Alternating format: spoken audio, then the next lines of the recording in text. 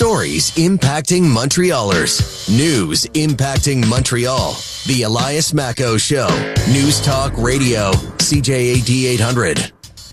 Trudy Mason sitting in for Elias as he enjoys some time with he and Olivia's new addition to the family, Jack. Born yesterday morning, Mom and baby and Elias are doing just fine. We spoke to Elias on the show at 9 o'clock and saying it's, lack of sleep, but a happy lack of sleep after their second child arrived. So this is a question that he is going to be facing himself. So I'm happy to tackle it on his behalf. In his ongoing series of how much things should cost, we're looking at diapers. Now, if you've been a parent, you know that this is just not a once-in-a-while purchase. Diapers, they're an everyday necessity. Even if you're using cloth diapers, you often have to replace the supplies that come with them, those paper liners that go in them, for example, or the pants that go over top, the waterproof pants. So you're always on the lookout for a good buy. And the cost can really add up. There are budget brands, there's store brands, there's premium brands, there's extra features, but the amount is significant. Here to help us more to understand what these things should cost or whether we should even bother looking for bargains is Katie Dupuis, editor of ParentsCanada. Katie, hello. Hi, good morning. Hi. It seems to me that when our kids were little, this was a never-ending quest of watching the flyers for the best diaper bargains of the and going anywhere. I'd go to a grocery store. I'd go to a pharmacy. I wouldn't necessarily go to if I thought they had diapers on sale. Is this something you commonly hear from parents, Katie?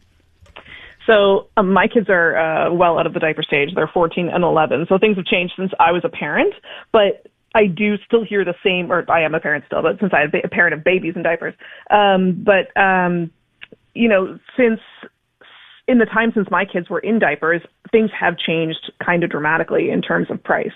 So one of the big things that is very different from when my kids were in diapers is subscriptions. So there are people if you get a diaper subscription, the cost is going to obviously be lower because the company is banking on the bulk order and the guaranteed reorder, however often you choose to reorder them. So that's one big thing that has changed is there seems to be less of the I'll go to all the stores I can possibly think of to go to find the best price, because the best price is often the subscription price. And those subscriptions, do they, are they easy to manage? Can you switch to the larger size easily as baby grows? Can you cut back on your order if you find toilet training is going well and you don't need as many? Yeah, you can. I mean, you can get them from all over the place. There are companies have specific subscriptions, but then Amazon will have a subscription that's a delivery subscription, and you'll get a break on the box, and it's the same thing as any subscription. There'll be a time frame in which you're able to cancel the subscription or change the subscription. So you kind of have to keep on top of what your needs are. But yeah, it's not that difficult. And then in terms of if that subscription is not for you, and it's not for every parent, especially new parents who don't know how quickly their kids are going to grow out of the sizes, then it's less about running around all over town looking for the cheapest box. It's more about looking at the cost per diaper. And that is one thing that we do talk about. We talk about it in our annual guide for new parents that we put out at ParentsCanada, where it's not looking at the overall price. It is looking at what you're getting for the value of what you're purchasing. So economy brands or store brands are often 20 to 30 cents per diaper, and then they go up from there up to close to $1 per diaper, which is obviously a different bracket from the average.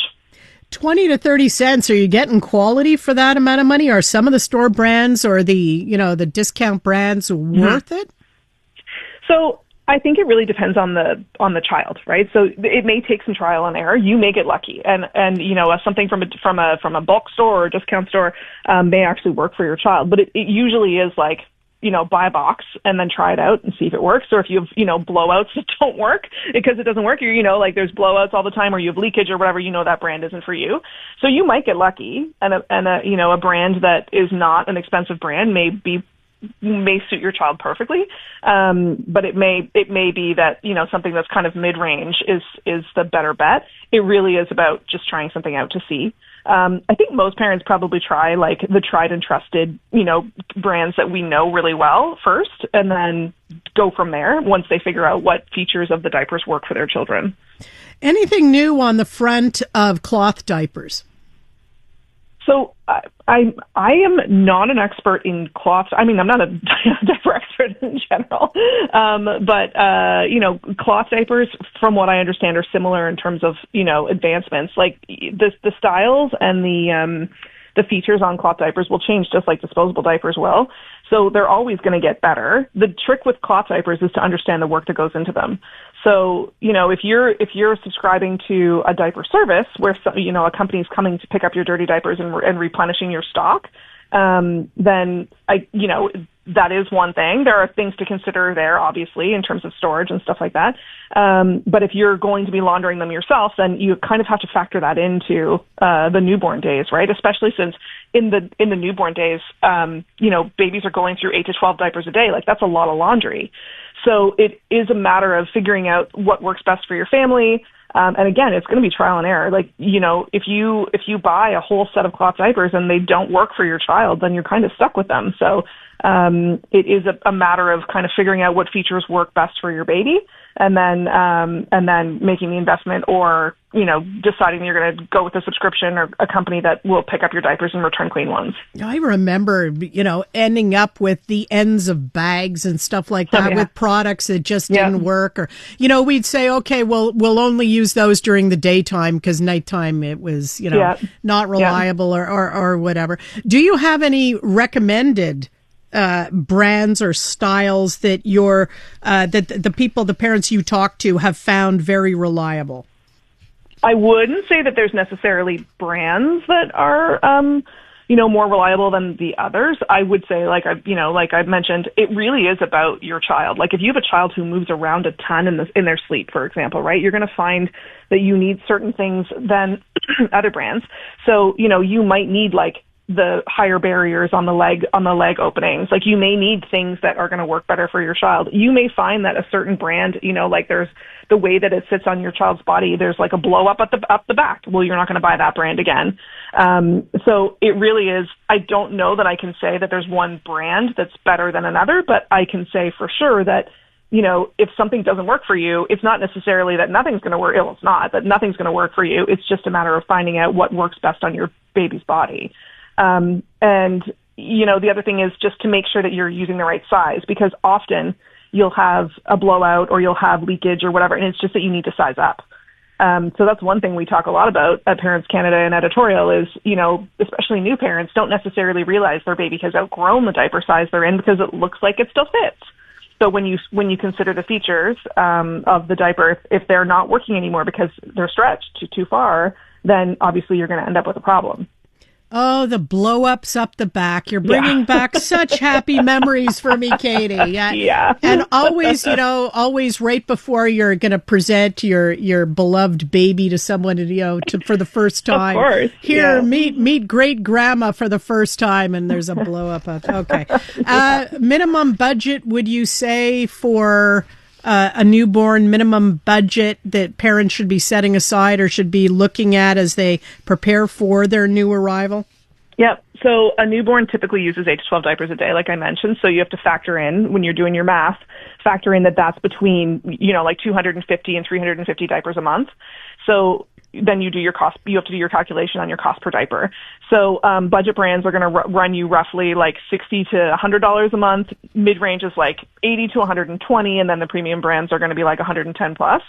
So it's just a matter of figuring out what works in your budget and what works for your baby. And like I said, there is going to be trial and error. Like, you will be tempted to, you'll, especially since they give out the kind of premium brands at the hospital, you'll be tempted to just buy at least I was tempted to buy whatever they gave me because I was like, oh, this is, obviously it works in the hospitals. It's going to work for mine, but it's usually a premium brand. So it's kind of figuring out what works for your budget and what works for your baby.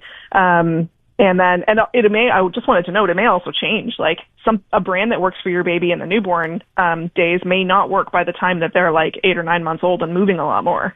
So it's kind of just paying attention to what is working, what is not working, and then figuring out the budget and looking for the features that match. So it can be a little bit of research, but it's not going to be, I'm making it sound like it's, like you need an advanced degree. Yeah.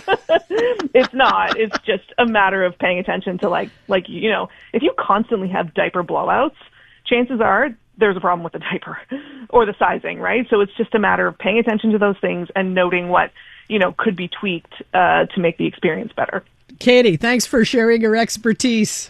Thank you so much. Katie Dupuis, editor of Parents Canada. iHeartRadio is throwing it back. 2010s, the decade. To the days of huge hits and unforgettable anthems. A non-stop stream of the biggest and best. Drake, Rihanna, Beyonce, Katie, Gaga, The Weeknd, and more. All your decade-defining favorites, all in one place. Hi, it's Katy Perry. Hey, it's Bruno Mars. This is Kesha. Find 2010's The Decade on the free iHeartRadio app. Preset the station so it's always one tap away. Debate, interviews, and breaking news. The Elias Macko Show. News Talk Radio, CJAD 800. Seems like forever we've talked about the Senate. A lot of people think it should be abolished. A lot of people think it doesn't do very important work. There are Senate defenders, though, and of course it is part of the reality we deal with politically here in Canada, the way our government is set up. Radio-Canada, though, has done some investigative reporting on Senate attendance. And this has been a question that has dogged the Senate for decades and decades and decades. The fact that these senators are very well paid to be the chamber of sober second thought for Canadians, but it seems that a number of them have better things to do and don't show up. Even for key votes, there are some key votes on legislation where you're hard-pressed to scrape together maybe 60, 65 senators for the vote when, depending on vacancies, 90 to 95 senators should have been available for that. So talking in general about Senate attendance, even some sitting senators are expressing their frustration. We welcome to the show Canadian Senator Leo Housakos. I think I butchered that. I apologize for that, Leo, who is the leader of the Conservative contingent in the Senate. Thank you for joining us on CJAD. Good to be with you, Trudy. Good to be with you. I'll take another run. Housakos. Perfect. Better job. Okay. Simple as that. There simple you go. as that. Yeah. I try the easiest Greek name you can probably pronounce. Yeah. Not when I write it phonetically in bad handwriting on my sheet here. All right. Well, look, I want to start by just congratulating Elias Macko to the new addition, a member of his family. That's so fantastic news. So all the best to him and his second-born son, and wish him and his family well. And I'm excited to be on the show with you, Trudy. I've been an avid listener for many years, so listening to you all the time. Oh, that's very nice of you to say. Thank you very much for that, Senator. So I'll start off by asking you the obvious question here. How's your attendance been at the Senate in the past session? Look, I'm very proud of it. I think I would venture to say it's probably near perfect, if not perfect. Look, I take the job very seriously. I think it's a privilege to serve in Parliament, particularly as an appointed senator. Parliament, of course, in Canada has two chambers, our elected House of Commons, but an important chamber is the upper chamber, and it's appointed by prime ministers. But nonetheless, we do important work where it's incumbent on us to provide sober second thought, to represent our regions and our districts, and be a part of the democratic process in the way the Constitution calls upon it to be served. Now, once you get that great privilege, I think it's incumbent on you to be present and to do your job. Part of that job, though, and I will go out on a little bit of a limb here to defend some of the absent senators, because one of the things that I personally have admired about the Senate is all the research it does to figure out whether or not a legislation, to be that sober second thought, to look ahead and see if there's going to be any unintended consequences for legislation that the government is moving through, and so on. And so I can understand that sometimes this other need to do that legwork, to do that research, to talk to people on the ground may take senators away from the actual sittings on Parliament Hill. In your view, is there a legitimate reason for a senator to be away along those lines? Look, first and foremost, I want to point out that the vast majority of senators are present for votes. The vast majority of senators do their due diligence and they're very conscientious in the work they do, and they take their role very, very seriously. The vast majority. Now, to the question you just put on the table, clearly there are moments where there's justifiable absences. Senators do a lot of work in their regions. We have a member of our caucus, Senator Anderson, who represents the North, takes that work very seriously, finds herself very often in some of the most remote regions of the country, gathering information, listening to constituents, very often providing important services as a parliamentarian. But let me be clear here. There's plenty of time to do research. There's plenty of time to consult constituents. And senators also have staff that do research for them. And let's also take note of the fact that when these votes take place, they take place during the sitting period of time, always predetermined. We sit Tuesday, Wednesday, and Thursdays. We sit approximately 25 to 28 sitting weeks out of the year. So there's plenty of time outside of the sitting period where senators can do their research and do all the out-of-Senate area work that needs to be done. So for me, there's very, very little excuse for missing substantive number of votes. When we all know those votes take place between a set period of a Tuesday, Wednesday, Thursday, we usually sit between 2 in the afternoon and late in the evenings. And I believe the primary responsibility of a senator is to vote and be the voice of their constituents on key legislation in Parliament. Are you in a position to point fingers? Are you, in other words, do you know does everyone know who the really bad, egregious offenders are? And we just won't name names. Is that part of the problem? We don't have to point fingers. Votes are public. They're a matter of record. We have televised debates and proceedings these days. So the senators that are constantly missing votes, we know who they are. We don't have to point fingers. It's a matter of public record. Do you whip, as leader of the Conservatives in the Senate, do you whip votes? Are you making phone calls to make sure that your senators are present for votes? We make calls to make sure they're present. Again, one of the beauties and benefits to Parliament and to democracy of the appointed Senate is the fact that we look at legislation from a less partisan point of view, even though, like in our case, I represent the Conservative caucus, so definitely we're a partisan caucus in the Senate. But you're always inherently less partisan than our colleagues in the House of Commons because we don't have the pressure of facing the electorate every 4 years. So the design of the Senate has always given senators the liberty to be a little bit more independent. So we don't whip senators on how they vote. We certainly inform them and nudge them and give them as much as heads up as possible that a key vote is happening. I know all groups do that. So the justification for missing many, many votes, I think, is very difficult to rationalize, in my humble opinion. Well, I think I saw a quote from you who said you were saying that being a member of the Senate shouldn't be a side hustle. Exactly. It should be your job. This is your job, and it's 3 days a week for maybe just over half the weeks out of the year. Are there senators, in your view, who are treating their post in the Senate as a side hustle? There's no doubt. We know the sitting dates well in advance. The sitting calendar comes out at the beginning of the year. We sit approximately, give or take, 100 days a year. Taxpayers make sure that we're funded appropriately, that we have allowance for residents, transportation costs to get us to the parliamentary precinct.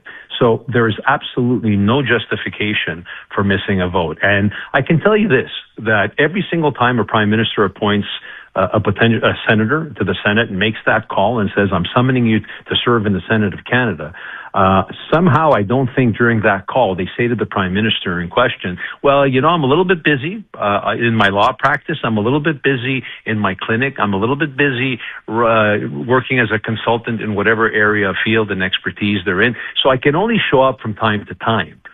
If any individual, when they get that call from the prime minister, would say that, I think the prime minister would not go forward with the appointment. Do you believe there should be stiff penalties for absenteeism that's above and beyond what could be routinely expected?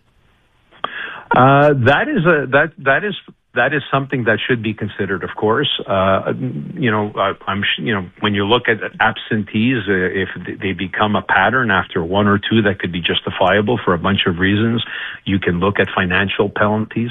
What I'd like to see is some of those senators, and they're not many, like in any walk of life, sometimes the Senate gets tarnished very often for the misbehavior of a small minority of parliamentarians at any given time, which is normal. But again, I repeat, as I did at the beginning of our discussion, the vast majority of senators are diligent. They do robust work. They're present all the time.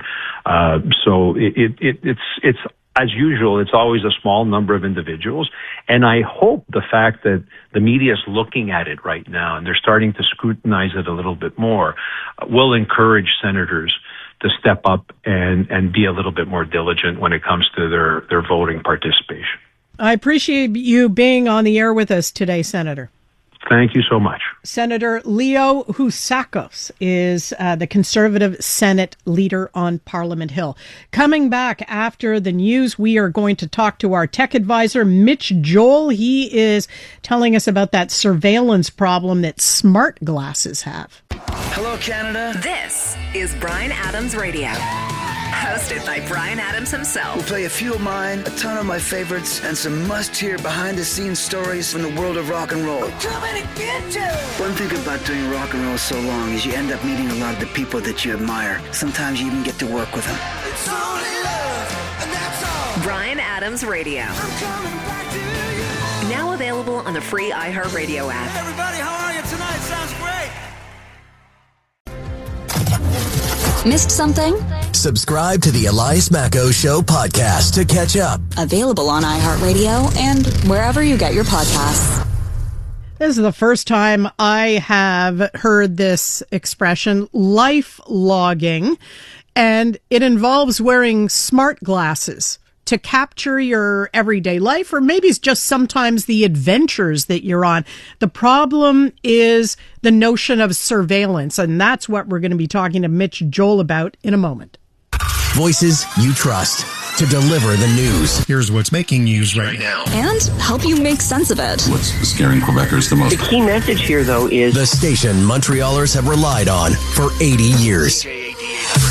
Your station. Your voice. News Talk Radio, CJAD 800. Listen, and you're there for heart-wrenching knockouts. The world's biggest stage. And breathtaking triumph. 2026 FIFA World Cup. The knockout stage. Every match, every moment. Listen on TSN Radio. Join the Globe on the road to the July 19th final. 2026 FIFA World Cup. Stream it all live on TSN Radio. Available on iHeartRadio. On a need-to-know basis, he's got you covered. Elias Mackos, CJAD 800. And we're hoping that Elias is going to be enjoying his time home with the family after the arrival of Jack early yesterday morning. Elias and Olivia's second-born son. All the best to the family. When we spoke to Elias earlier this morning, he said he was sleep-deprived, but it was a happy kind of sleep-deprived. And that Olivia is doing very well along with the baby. So, our topic, smart glasses and the surveillance issues that they pose. We welcome Mitch Joel, tech advisor, investor, author of Control, Alt, Delete, And, of course, so much more to us here at CJAD 800. Hi, Mitch. I was just texting with Elias, saw pictures of the baby. They're doing great. Good. So cute, so exciting. Very happy for him and the family. So good. It's such an exciting time in a family, a new arrival. That's gonna, and for Wolfgang too. He's big brother now, so that's kind of fun. You get to pass them around to your family and go, oh, remember when they were this little and so cute? Yeah, it's also fun to do that. Yeah, little kids, little problems. Big kids, big problems. Tell us about this. This trend toward life logging and how these new devices, smart glasses, are playing into this. These are people who want to document things that they do. Sometimes it seems to be pretty mundane things they do. Other times, these are thrill seekers who are life logging their exploits on mountain bikes and skiing and diving and doing all kinds of very cool things.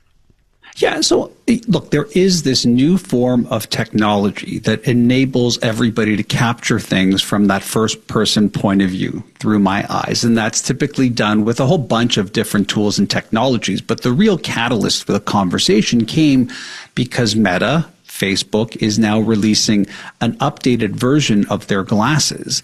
And this updated version of their glasses is traipsing into a new world because of all of this artificial intelligence technology that we have. So it's going from first person point of view, and there are privacy and social concerns that we can talk about, into what are essentially these super sensing AI glasses that can and will, based off of the patent they've provided, just continuously record audio and take photos every few seconds. And so again, you can hear this and think, wow, this could be a very powerful tool, which I'm happy to walk us through why I think it could be an incredible technology. But obviously there's massive downsides to this as well. And so the bigger idea that I would say, Trudy, is we need to prepare our world for what I've called forever a screenless world. So it's not just the phone that initiates or the camera, but it is this technology that is somewhat ambient and constantly not just sensing, but really using your life as some type of input. One of the things that worries me about the latest iteration of this, it is, if a cyclist is approaching you on a street and has a GoPro clipped to the top of the helmet, or someone is wearing one of those, it kind of looks like a Bluetooth add-on that's the camera that's beside the head, where along the lines of where the arm of your glasses would be. It's pretty obvious what they're doing. And it's obvious to anyone being filmed that they're being filmed because you can see the camera. And my concern with the newest iteration of glasses is that you can't immediately tell unless you're more alert that you are subject to being recorded, to having all your movements recorded, or photos, images taken of your face. And it seems to widen the concern about everybody that person comes into contact with. Yeah, I mean, this is where we're going. And by the way, we're talking about it as if it's glasses. We know that there's other technology in terms of wearables, from things you have on your wrist, smart watches, to pendants and other devices that are coming online. And again, the delta here is that Meta is talking about this emotion monitoring patent where it's able to do other things beyond just what you're talking about. So this surveillance layer around everyday life is real. But now add to this its ability that it can hear tones, it can capture the faces like you talked about, but more importantly, for the person using it and wearing it, it can infer moods, not just on themselves, but also on the people that they're capturing. It can identify locations, it can summarize conversations, it can actually produce and build behavioral data that isn't just the person who is doing it, which is concerning, by the way, the fact that you're allowing a big tech company to have all this information about how you're feeling, where you are, and what you're doing, but the entire world around you. So in theory, you and I could be sitting at a restaurant on a nice terrace, and it is still filming, if one of us is using this technology, the people who are sitting next to us or beyond, or understanding the mood of the waiter or waitress. So again, in one instance, you could go, wow, this could be great for things like aging parents or people with memory issues or even accessibility. It can be great for things like workplace safety, healthcare monitoring. Like I could go on and on to the benefits of it. But the downside is that it is this new layer, whereas this product gets better and better, quote unquote, according to the developers, the more invasive it becomes. And so there's this cultural tension that we have to be able to look at, acknowledge, and decide what becomes fairer as that Overton window continues to expand. Yeah, and I do, again, getting back to my big concern about this, my worry is that I am assuming that the wearer has provided informed consent. So yes. they are okay with AI tracking their mood and things like that. They've said yes because they're wearing the device and activated it.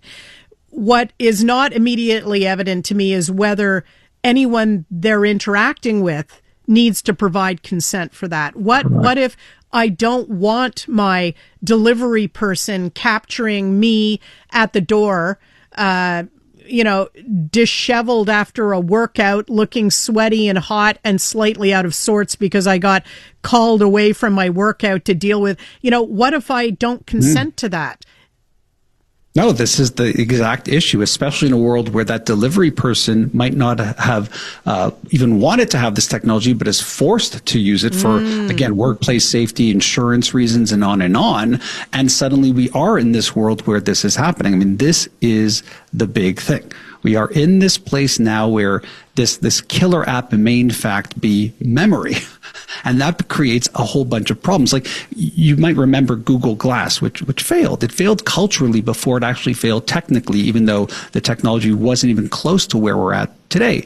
And I don't think it was because people were rejecting the device. I think they were rejecting the feeling of being recorded by someone else's face. And you're seeing that again more and more. And so again, you could look at this and go, how fantastic, Trudy. Where did I park? What did the doctor say to me? I can't remember. Or what was that person's name? Or what did I say I would promise in that meeting? Like incredibly useful, but also incredibly intimate. And so like you're saying, in a world where who on the other side of that glass or that pendant is agreeing to this, what do we do with this? And also, what do we do with the fact that you might be agreeing that I'm going to use this and I consent because I'm the wearer of it, but do you truly understand the terms of service, like what the actual company is going to do with this data, how it's going to be used? I mean, we haven't been great at this in terms of the internet and social media. So what makes us think that even consent in terms of the glasses and our relationship with the big tech companies is going to be valid and useful too? Yeah, this is going to be one to keep an eye on, I think, Joel. Oh, boy. Yeah. It's because there are so many worrisome aspects to it. All right, Mitch Joel, tech advisor, investor, and author of Control, Alt, Delete. Thanks again. Talk to you soon. Thanks, Trudy. All righty. Over to the CJAD 800. Hello, Canada. This is Bryan Adams Radio. Hosted by Bryan Adams himself. We'll play a few of mine, a ton of my favorites, and some must-hear behind-the-scenes stories from the world of rock and roll. We're coming to get you! One thing about doing rock and roll so long is you end up meeting a lot of the people that you admire. Sometimes you even get to work with them. It's only love, and that's all. Bryan Adams Radio. I'm coming back to you. Now available on the free iHeartRadio app. Hey everybody, how are you tonight? Sounds great. The Elias Macco Show. News Talk Radio, CJAD 800. The voice of Montreal. They're moving in herds. They do move in herds.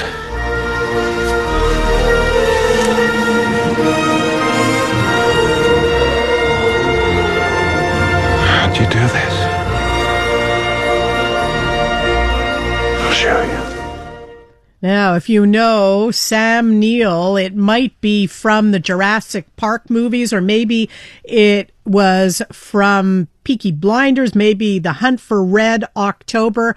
We are mourning Sir Sam Neill today. We've just heard that earlier this morning that he had passed away. We'd heard he was being treated for cancer and had undergone an experimental treatment that left him cancer-free, and his family is being careful to say he was cancer-free at the time of his unexpected death. Here to help us remember the career of Sam Neill is Chris Bumbray, editor-in-chief of JoeBlow.com and a film critic with CTV News Channel. Chris. Hi, Trudy. Hi. Yeah, I was sad to hear. I keep seeing the word beloved on the headlines about the passing of actor Sam Neill. And I do feel that he was a beloved actor, probably because of Jurassic Park. Yeah, I mean, that film was such an essential part of, the childhoods of many of us, and myself included. I mean, I remember seeing that movie in theaters, when it first came out. And I think that Sam Neill will forever be identified with that series just because also, he was such a cool character in it. He was an archaeologist. He was the hero. I think he got a lot of people into archaeology and not archaeology. Sorry. He was, he researched dinosaurs. He was a paleontologist. That's what he was.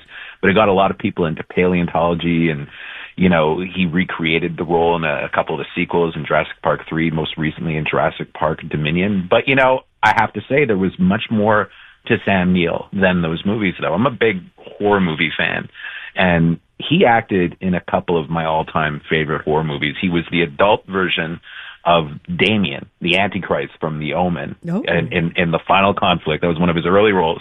He was great in this movie called Possession, which is actually being remade now, that has a big cult following. But the one that I think that people probably will remember him the most for in terms of horror is John Carpenter's In the Mouth of Madness, which he was absolutely incredible in, and then Event Horizon, a movie that I actually snuck in to see when I was a kid because I was too young to get into the theater. So me and my buddy Danny used fake IDs to get in to see it, and we were terrified. And why do you think he was so good in horror movies? What was it about? Was he just that, actor chameleon thing, or did he have a special talent? Well, the thing is, because he was, a good-looking leading man, he was kind of always cast as the suave type. He actually screen tested for James Bond in the 80s, and apparently really didn't want the role and turned it down. So he would get cast in those types of movies, and I think that he found it when he would get cast against type. I think he was much more comfortable in that, like he was a guy who liked to chew the scenery, I think, at times and play things to the hilt. Another movie that he's really great in is Taika Waititi's The Hunt for the Wilder People, which was a more recent film they did about 10 years ago. And I saw that at the Sundance Film Festival and got to see him presented. And that was a wonderful movie. And, he kept on acting just up until the end. He was on Netflix's Untamed with Eric Bana, and he just filmed the role in the next Godzilla movie. Oh, I also was surprised to learn today that he was a bit of a bon vivant, and he had his family had been involved in the wine trade for decades back, and he himself, I think he owned a winery. Did he not? He considered it kind of his avocation to be the owner of a winery. He did. He was really active on social media as well, and a lot of it was about his winery and his farm. He had a pet pig that he would always hang out with, and he was best friends with the Australian actor Brian Brown, from FX, and they would perform like these little comedy sketches together. Both of them retired, and his memoir is terrific, and it's full of all kinds of stories about his adventures in Hollywood. But yeah, he was a guy who liked being on the farm in Australia. He was more of a roughneck. He wasn't really somebody who liked the fast life in Hollywood. I think that's probably why he was so beloved, though, because he was down to earth, and very involved in things that weren't necessarily tied to his acting. Yeah. I think Hollywood's going to miss Sir Sam Neill. Nigel John Dermot Neill is his full name. He started using Sam in school because his family had relocated, and he felt that there were a couple of other Nigels, and he felt Sam was a better moniker for him. So thanks very much for this, Chris Bumbray. Really appreciate you weighing in on Anytime. The career of Sam Neill. Has died at the age of 78, and that was Chris Bumbray, editor-in-chief of JoeBlow.com, film critic with CTV News Channel. I'll be back in a sec. iHeartRadio is throwing it back. 2010s, the decade. To the days of huge hits and unforgettable anthems. A non-stop stream of the biggest and best. Drake, Rihanna, Beyonce, Katie, Gaga, The Weeknd, and more. All your decade-defining favorites, all in one place. Hi, it's Katy Perry. Hey, it's Bruno Mars. This is Kesha. Find 2010's The Decade on the free iHeartRadio app. Preset the station so it's always one tap away.